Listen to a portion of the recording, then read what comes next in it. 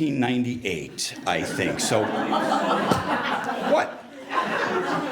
Something like that. So our kids had a chance to play soccer together, and Connie and I had a chance to coach them, and that was one of my first experiences with, I didn't know anything about soccer, so as long as I spoke with authority and acted like I did, the kids seemed to listen, so that's what we did. But the best way to introduce Randy is to really use his own words. When we asked him to do this, what Randy said about himself was, "I'm fine doing it, Jim, but you know, I have a face for radio and a voice for print." So, yeah, thank you, Jim. Well, that's coming around. I want to give a shout out. To poll workers. My wife and I we work in the town of Arlington poll, and for all except the November election, we split the shifts. So I work half a day, I get up at 4 in the morning, like to go to bed at 8. She works the evening, and the clerk loves it, it works out. So if you're not already doing it, talk to them about it, it's great.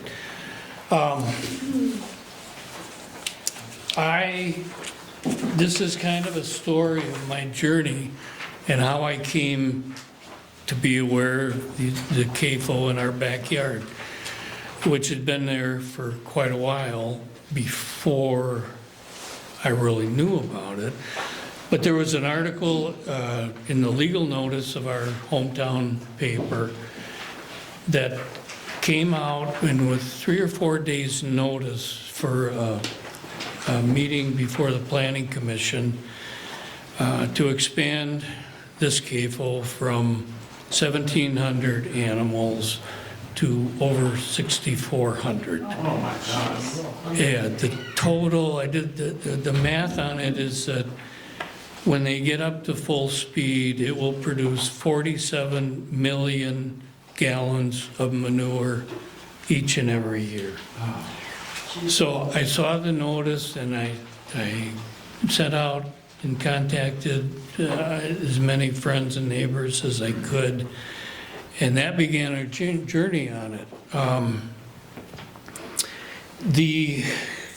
This particular dairy, they are very good operators, and everybody you talk to will say that about them. But there still is what about the once in a 100-year flood that's coming every 12 years or so. So that's an issue. So what I've got here on the first sheet, there's some concerns of mine on the CAFOs, and there's also kind of a related issue with the AI Data Center. And they're connected because if you look at a map of Columbia County CAFOs, you can do it on the DNR's website. There's only 3, and they're all bordered right on the Dane County, Columbia County line. And one is Blue Star Dairy, the one in my township. Then there's the Ziegler Farm on Highway 51, you've probably seen. And then the third one is the UW Farms. So as I worry about this now, I'm not so concerned about the Blue Star operation, but there's a void in Columbia County that I'm worried that poultry operations and hog operations will try to come in. And you probably read about the poultry avian flu in Jefferson County, that I wouldn't be surprised if others try to move here. The second page of this is one of what I think is probably the best option for us. This is the blue one. As a township, is to try to enact an operations ordinance. There's many townships around the state. 9 have enacted it so far. There's many more in process, and there's 3 counties that have done a countywide legislation.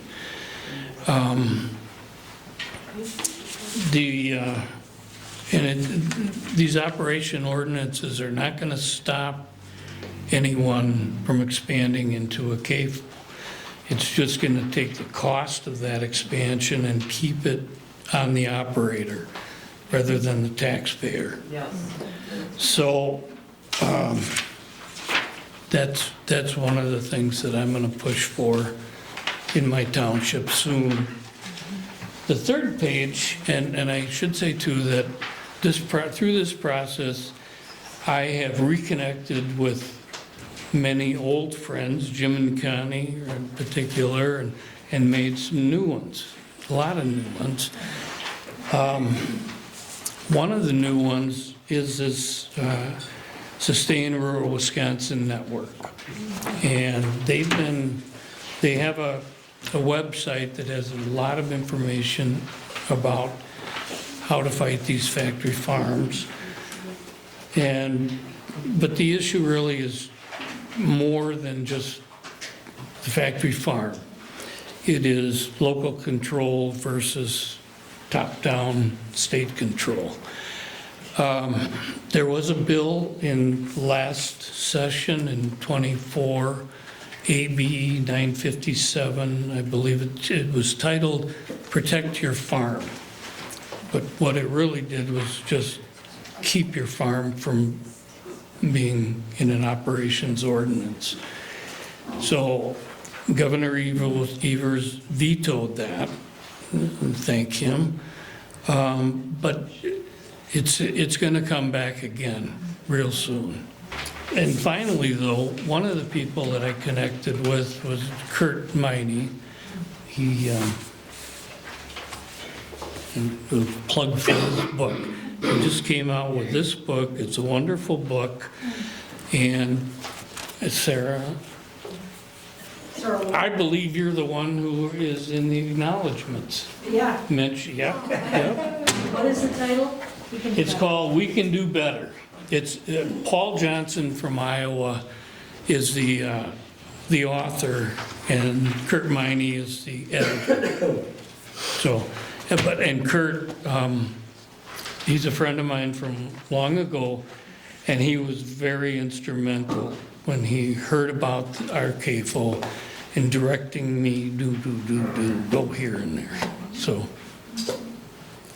thank you. Thank you so much. Take some questions, I see there are. Oh, yeah, I'm sorry. Curious. So maybe Yes. Sarah can go ahead. So, just a question. You said there was a couple, 3 counties that had already enacted operating ordinances. Yes. Is that something that you're looking to do on a statewide level, or is it something you're just looking to see happen at a county level? Well, I'd like to see every township in the state enact one, and every county in the state enact one. But we'll start with the township, though. Go there and there, yeah. I am on Columbia County Board, I'm on Planning and Zoning Committee, and I can tell you that Planning and Zoning, we have a comprehensive county plan. We want to file our farmland amendment to our farmland protection. That's all in place in the county, but it doesn't come to county until it goes through local. If it originates at a local municipality, that's in their hands before it comes to the county. And if they don't have a plan and ordinance in place, we can't make it reform. Well, okay. Second point I want to make is, every month I've been on this committee, there's someone proposing what we call a flag lot, where they take the 40-acre minimum lot and ask to have part of it set aside for residents, which we call a flag because it's usually a driveway going from the municipal highway. And I asked one of them after the meeting, I said, I gotta keep the farmland active in the family. They said, no, we're renting it out. I said, for what? They said, corn production. It seems to me that the third letter in CAFO involving the feeding is dependent on industry that, I don't know, is that consolidating around producing all that corn to go into those animals, not to mention the ethanol? Where is that corn going, do you know? I don't. No. Yeah, so, I mean, I think what's happening So in Wisconsin, people are a lot of times getting the cropland acres to be able to produce a lot of their own feed, including a lot of use of corn silage. Right. So, I mean, that's the whole corn with the kernels. As we are seeing all of these dairy farmers go out of business, like most farmers are keeping their land, and then they're just gonna put that into corn. So I do think that that's the other thing, we're losing the ecological benefit of like an alfalfa rotation, and then it's going more into corn, and then it's further exacerbating like the overproduction of corn, which is a really ecologically damaging crop.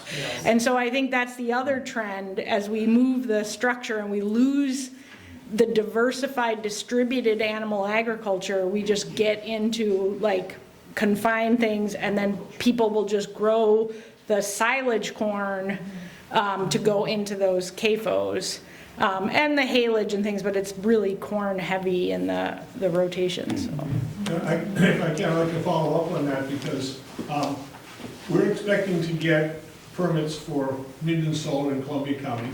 If you read Jonathan's piece in the Lodi paper, he did a great job describing it. And I've heard more times than I can count, individual farmers saying, if I get this wind turbine or these acreage, south-facing acreage, I can stay on the farm. Mhm. So I want to qualify what you said about wind and solar. If it's done right, it goes through all the steps, including the neighbors, we think that it is an advantage. Do you agree?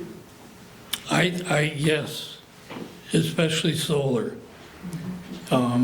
And I'd take it one step farther and suggest that we try to expand our sheep meat markets and put the sheep underneath the solar. Don't jump on them. Yes. Yeah, yeah, and Farmers Union has policy where we're really asking to bump up the community benefit agreements. So when the big solar and other things come in, how can we stand strong as our communities and demand that we get our fair share of the revenue? I mean, if you own the land or can have the lease on these things, then it's a good deal for you. It makes total sense that people would take it, but it's not necessarily like the communities are not benefiting. I think about the 90 turbine wind field up by Cambria. We tried when it went in, because I lived over there, to get the 91st turbine. We tried to see, could we own the 91st turbine completely locally? We couldn't manage to organize it and get the capital, but I think those are the kind of things we really need to demand, that we get our fair share for hosting these things. My understanding is Thomas Scott didn't have a plan at the time, so we just, with the passage. Well, right, yeah. But you're absolutely right, Sarah. I can talk to somebody else about what's coming in planning and zoning, but my own position on wind and solar is not no, it's not yes, it's maybe. Yeah, okay. So as a lifelong dairy farm girl growing up in Sheboygan County, and then 25 years as an aquatic ecologist and aquatic scientist, I can understand that the local small family farms, they actually care so much more about the land and the resources that they have, because that's not a job for them. That is their livelihood, that is their life, that is their family heritage. And when we start to lose those family farms, the caring about our combined resources, whether it be even the resources of the networks and community members, we lose that. And it's so disheartening to see the reduction in family farms. And then when we do have the factory farms, the increase in basically just the abuse of our water and our land and our resources, which require then additional fertilizer, which require additional chemicals on our lands, which then wash into the collective water and groundwater of our systems. So I appreciate what you all are doing to try to get the word out and really preserve not only our family farms, but also our land and resources.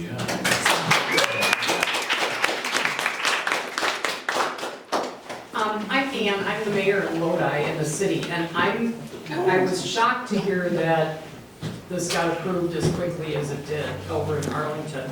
And that is on the Spring Creek watershed. So my question is, how can I, or how can we, since it's gonna impact us even though, but it all runs downhill, how can we help you with this operation plan? Or can we, or should we stay out of it because we're not? No, spread the word about operations ordinances. Okay. And I wanted to mention too, on the first page of what I sent out, my contact information is at the bottom. And I have a list of people that I serve as communications guy for Okay. this issue.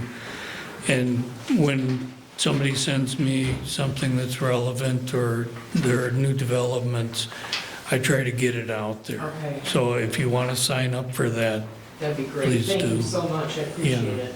Randy, for the record, can you just tell us what the time frame was for the approval, what the date was that? sure. I know it's on the handout, but Yeah. The first meeting of the planning committee was on August, what was it, 15th. And we approved this 2 months later. And yes, Unbelievable. yeah. Well, they had the first meeting. At that meeting, and some people here were at that meeting, they allowed public comment. They didn't have their legal ducks in a row, so the planning commission could not act on it. So they scheduled it for the next meeting where they did not allow any public comment. And then, one member of the planning commission is the closest resident to this farm that there is. And he voted for it, but he was visibly upset. So it went, what he voted for was sending it on to the full board, not to kill it in the planning commission. The members of the full board, there are 3 of them. One of them is related to this gentleman. He abstained, the other 2 voted to approve it. So, and I really didn't expect that we'd be able to kill it at that point. and what was the date of that final approval? October. October 8th, So even less. so less than 2 months, correct. I know. Did they send letters to the nearby property owners notifying them of this? I don't believe so. That is not. that's Well, the terrible. other kind of goofy thing here is that typically they would go to the DNR and DATCAP and get their approvals and then come to the town board to get their approvals. They did this backwards. And, they only gave us on the meeting for the notice less than a week. The engineering firm from Baraboo that put together their proposal had to have spent at least a year on it. It's 84 pages. So they're just not being transparent. Yes. So I just want to, from a strategic standpoint, on your 3-pager, you've got who to contact, and it's kind of people south and west of here. But we have sitting in the room Sarah Kieski and Maureen McCarville. It's great that they're hearing it here, but from a strategic standpoint, you should also be contacting their office because they do track the incoming communication. And so even though they're hearing all of this and they can take it back, if they say, I've had 50 constituents reach out to me, so just from a strategy point of view, if you sign on to one of those emails where they say add your name to it, you count as one person. If you write a letter, you count for that many more. So if you make a phone call, you count for like 10. If you write a letter that actually goes to the office for whatever reason, it counts for more people, like 100. If you show up in person, you're like 10,000 people saying, I care enough to take my time to go to your office and register my opinion. So Yeah. just keep in mind when you're reaching out to doing those communications, Yeah, pardon me, an email counts for 10, let's see, a phone call for 100, and so it's incremental. The more involved you are, if you use your own words instead of somebody else's, you count for more. So just kind of keep in mind, like, we have these representatives, and we should be reaching out to the Democrats and the Republicans, even though we know Democrats are gonna work for us. They need the statistics to back up going into committee or into the vote and say, I had all these people reach out to me, what happened to you, right? To the Yeah. Republicans. thank you, that's good to know. Yes, I think one thing, listening to this and thinking about like in terms of politics and elections and talking with people, because that's a lot of what we do here. That's the goal, right? The door knocking. I think one thing we need to be sort of aware of is like the YIMBY NIMBY thing, right? NIMBY not my backyard, NIMBY being yes in my backyard. And while for some people, for example, like, and I agree, like all things about the CAFO and data centers, those are all very valid, right? But like the solar panels and the windmills and such, for a lot of people, that's a very positive thing, but for a lot of people, that's a negative thing. And I feel like we need to be careful about sort of, not exactly hypocrisy, but like, oh, I'm gonna dismiss your concern about solar panels or whatever because I think it's good for green energy, even though you may have your concerns about noise and road traffic and all these things. But here I am, like putting my efforts against CAFOs or data centers, and they might say, well, where's your outrage about the solar panels, which are valid to those people, right? So I think there is like a delicate balance here that we need to be conscious of, where we think something's good, we support it. They think something's bad, we, see what I'm saying? I do. It's sort of a and- general thought I was having listening to all these things about the different things. Yeah, and someone that I know, have known for years, we were talking about the solar projects, and they're very against them. And, I said, I don't quite get it. And the response was, rather than to educate me, was just, well, you haven't read enough. Okay. And I would just say, I think that's a really valid point. When it comes to CAFOs, I'd say not in anybody's backyard. And I would go back to, I think really focusing on the social and economic concerns that we have. I mean, yes, the environmental concerns, and the risk involved in these different developments. But for me, it's like, what do we want our communities to look like? What do we want our economy to support? And all of these things, including wind and solar and cables, are extractive economies. They are just using our places as hosts so they can make a bunch of money. And that, I think, is why we need like community benefit agreements for anything that's going on.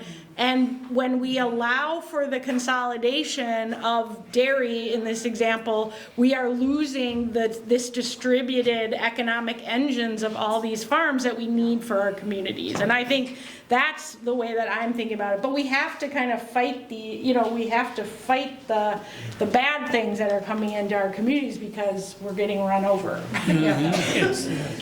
They're still gonna wanna build these things. It's not like they're not going to want to build them. People are like, well, if you put in all this regulation, it'll scare people off. They still wanna build them. And you can have an operating ordinance to make sure that we're not gonna get drowned in manure and still have people wanna build a CAFO. It does not prevent them from doing what they economically want to do. It just makes sure that we're not going to be hugely negatively affected by it. And we're not going to be paying for it. Yeah. That's the key. I'm just wondering, I know there's political pressure and public pressure, but are there some legal arguments that you can present, like environmental impact statement, studies that are done, or anything you can grab legally? There probably is, and I've had Have you done some a study? Is there a study done? There probably is. I've had Do you have some the permit? communication. No, we don't have any money for that. Should you have someone representing you? Here, read the Midwest Environmental Advocates Guide.